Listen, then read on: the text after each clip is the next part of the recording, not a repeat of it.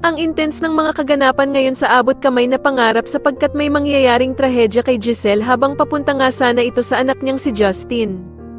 Dito nga ay agad na makokonsensya si Justin dahil sa mangyayaring aksidente sa kanyang inang si Giselle, kaya naman ay agad niya itong pupuntahan.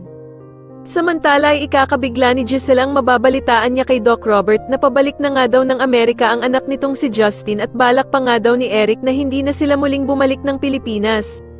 Kaya naman ay magagalit siya sa kapatid niyang si Doc Robert dahil sa hindi daw ito agad sinabi sa kanya, subalit sasabihan siya nito na masakit man nga daw ay kailangan niyang tanggapin na ayaw talaga siyang makita ng kanyang anak na si Justin.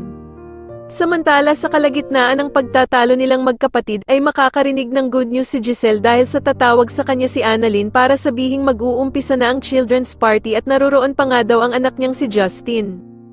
Kaya naman ay biglang magugulat si Giselle at agad nga siyang mabubuhayan dahil sa nalaman niyang ang hindi pa pala talaga nakakaalis ng bansa itong anak niyang si Justin.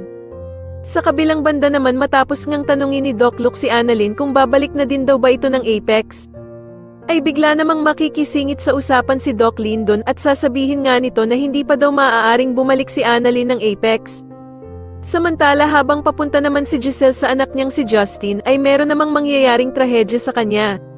Sa tingin niyo dito na nga kaya tuluyang lumambat ang puso ni Justin dahil sa mangyayari sa ina niyang si Giselle, mas lalo na nga talagang nagiging exciting ang mga susunod na kaganapan kaya naman ay mas lalo pa nating abangan ang mas lalong gumigandang abot kamay na pangarap. Maraming salamat po sa inyong panonood at sana po ay masubscribe niyo ako. Maraming salamat po.